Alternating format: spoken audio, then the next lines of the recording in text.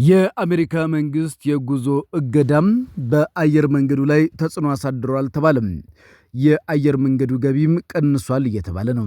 እንዴትና ለምን ምን ጎዳው? እነዚህ የአሜሪካ አዳዲስ ህጎች ወይም ደግሞ አዳዲስ የቪዛና የጉዞ ለውጦች አየር መንገዱ ምን አይነት ተጽዕኖ አሳድሮብኛል አለ። እነዚህን መረጃዎች ወደ እናንተ በዝርዝር ይዘን እንቀርባለን። አብራችሁ እንድትቆዩ በአክብሮት እንጋብዛለን። የአሜሪካ መንግስት በየጊዜው የሚያወጣው የጉዞ ዕቀባም በገቢው ላይ አሉታዊ ተጽዕኖ ማሳደሩን የኢትዮጵያ አየር መንገድ አስታውቋል። የኢትዮጵያ አየር መንገድ የአሜሪካ መንግስት የጉዞ እገዳ ተጽዕኖ ፈጥሮብኛል በማለት ገልጿል። የአሜሪካ መንግስት በኢትዮጵያ ላይ በጣለው የጉዞ እገዳ ምክንያት ወደ አሜሪካ ከተሞች የሚጓዙ መንገደኞች ቁጥር እየቀነሰ እንደሆነም የገለጸው የኢትዮጵያ አየር መንገድ ገቢ ላይ አሉታዊ ተጽዕኖ አሳድሮብኛል ሲል በተቋሙ ዋና ስራ አስፈጻሚ በኩል ተናግሯል። የተቋሙ ስራ አስፈጻሚ አቶ መስፍን ጣሰው አየር መንገዱ ባለፉት 6 ወራት ብቻ 4.4 ቢሊዮን ዶላር ገቢ ማግኘቱን ተናግረዋል።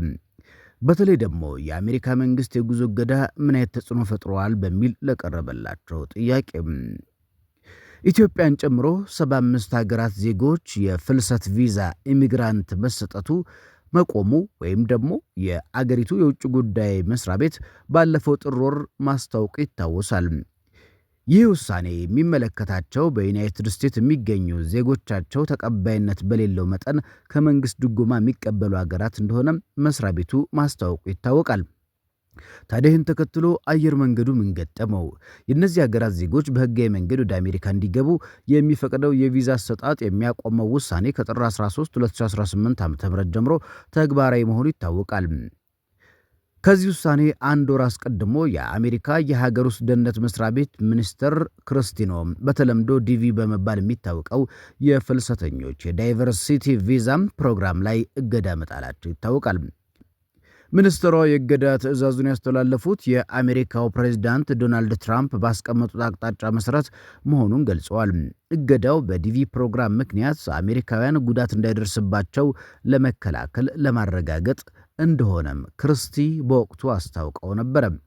የኢትዮጵያ አየር መንገድ ዋና ስራ አስፈጻሚ የአሜሪካ መንግስት በየጊዜው ከጉዞ ጋር በተያያዘ የሚያወጣቸው እገዳዎች ወደ አሜሪካ ከተሞች በሚጓጓዙ መንገደኞቻችን ላይ ተጽዕኖ አሳድሮብናል ሲሉ በመግለጫቸው ትላንትና ገልጸዋል። ከየካቲት እስከ ግንቦት ባሉት 4 ወራት ውስጥ ወደ አሜሪካ የሚጓዙ መንገደኞች ቁጥር እንደሚቀንስ ቢጠበቅም የአሜሪካ መንግስት በየጊዜው የሚጠላቸው የቪዛና የጉዞ ገደቦች ግን ችግሩን እንዳባባሱት ገልጸዋል። በተለይ የኢትዮጵያ አየር መንገድ እንግዲህ በዚህ የአሜሪካ የቪዛና የጉዞ ዕቀባ ላይ የደረሰበትን ገልጿል። የአሜሪካ መንግስት በኢትዮጵያ ላይ በጣለው እገዳ ምክንያት ወደ አሜሪካ ከተሞች የሚጓዙ መንገደኞች ቁጥራቸው በመቀነሱ የኢትዮጵያ አየር መንገድ ገቢ ላይ አሉታዊ ተጽዕኖ ማሳደሩን የተቋሙ ስራ አስፈጻሚ ተናግረዋል። አቶ መስፍን ይህንን ያሉት የኢትዮጵያ አየር መንገድ የግማሽ ዓመት አፈጻጸም በተመለከተ በተለይ ደግሞ ትላንትና የካቲት 3 2018 በአዲስ አበባ ስካይላይት ሆቴል በሰጡት ጋዜጣዊ መግለጫ ላይ ነው። አየር መንገዱ ባለፉት 6 ወራት ውስጥ 10.64 ሚሊዮን መንገደኞችን ማስተናገዱን የገለጹት ዋና ስራ አስፈጻሚው በዚህ ጊዜ ውስጥ 451 ሺህ ቶን ጭነት ማጓጓዙን አመልክተዋል። መንግስታዊ ተቋሙ ባለፈው መንፈቅ ዓመት ከመንገደኞች ማጓጓዝ ከጭነት አገልግሎት ጋር በተያያዘ መንግስታዊ ተቋሙ ባለፈው መንፈቅ ዓመት ከመንገደኞች ማጓጓዝና ከጭነት አገልግሎት ጋር በተያያዘ አጠቃላይ ገቢው ካለፈው ዓመት ጋር ሲነጻጸር የ14 በመቶ ብልጫ እንዳለው አቶ መስፍን አስታውቋል። አየር መንገዱ ካገኘው አጠቃላይ ገቢ 22 በመቶ ከዕቃ ጭነት ወይም ካርጎ የተገኘ መሆኑን ጠቅሷል። አየር መንገዱ ባለፈው ግማሽ ዓመት ውስጥ 7 አዳዲስ አውሮፕላኖች መረከቡን ለገቢው መጨመር አስተዋጽኦ ማድረጉን አመላክተዋል። ሆኖም አሁንም አየር መንገዱ የአውሮፕላን እጥረት እንዳለበት ስራ አስፈጻሚው አልሸሸጉም።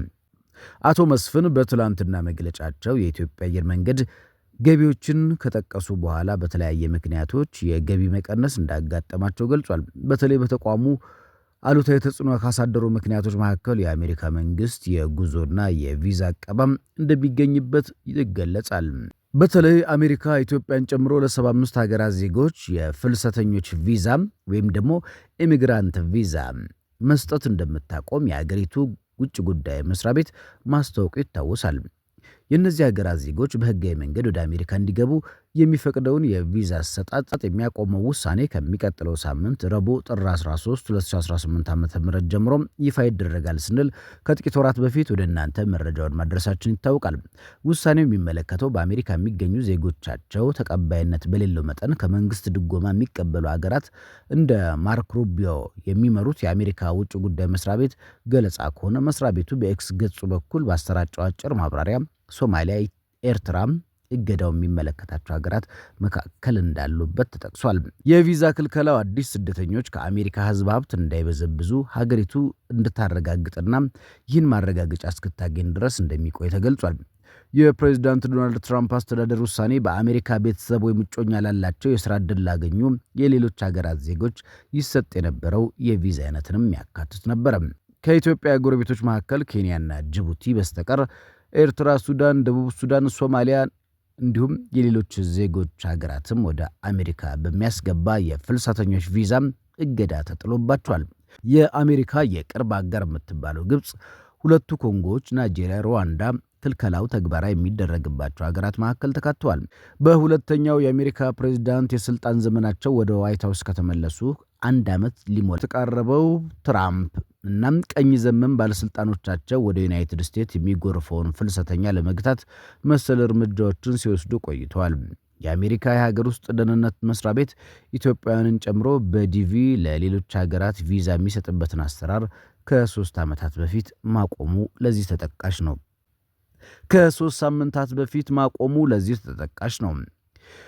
የዚሁ መስሪያ ቤት ኃላፊ ክርስቲኖም በኢትዮጵያ ግጭት ምክንያት ወደ አሜሪካ የገቡ ሰዎች በግዳጅ ወደ ሀገራቸው ከመመለስ የሚጠብቃቸው ከለላ ከወራት በፊት ማንሳታቸው የሚታወቅ ነው። በተለይ አየር መንገዱ ከዚህ ጋር በተያያዘ ደግሞ ወደ አሜሪካ የሚሄዱ በተለይ በርካታ ኢትዮጵያውያንና ተጓዦች የጉዞ እገዳ ምክንያት ወደ አሜሪካ መሄድ ባለመቻላቸው ኪሳራ ደርሶብኛል ወይም ደግሞ የገቢ መቀነስ አጋጥሞኛል ብሏል። አሜሪካ ኢትዮጵያን ጨምሮ 75 ሀገራት ዜጎችን የቪዛ ክልከላ ማድረጓ ይታወቃል። በተለይ ደግሞ ይህ የጉዞ ክልከላ አየር መንገዱ በተለያየ መንገድ ተጽዕኖ አድርጎብኛል ብሏል። በአሜሪካ የሚገኙ ዜጎቻቸው ተቀባይነት በሌለው መጠን ከመንግስት ድጎማ የሚቀበሉ ሀገራት በዚህ ሳቢያ እንደሆነ የጉዞ ክልከላው የሚታወቅ ነው። እንግዲህ ዘገባው የኢትዮጵያ አየር መንገድ በትላንትናው ዕለት የ6 ወር የሥራ አፈጻጸምን በተመለከተ በስካይላይት ሆቴል የሰጠውን መግለጫ አስመልክቶ የአሜሪካ የጉዞ እገዳና የኢትዮጵያ አየር መንገድ የገቢ መቀነስን ወደ እናንተ አደረስን። ከጉዞ እገዳና ከሌሎች ጋር በተያያዘ የምናቀርባቸው ተከታታይ መረጃዎች አካል ስለሆነ ይህንን መረጃ ወደ እናንተ አደርሰናል። ሌሎች አዳዲስና ያልተሰሙ መረጃዎችን ይዘንም በቀጣይ ቪዲዮ እንመለሳለን። ላይክ፣ ሰብስክራይብ፣ ሼር ስለምታደርጉን እጅግ አድርገን እናመሰግናለን። ዘውትር የምንለቃችሁ ቪዲዮዎች መልእክቶችን እንዲደርሷችሁ የደወል ምልክቱን በመጫን ቤተሰብ እንድትሆኑ ጋብዘናል። ለነበረን ቆይታም አመስግነናል። ሰናይ ጊዜ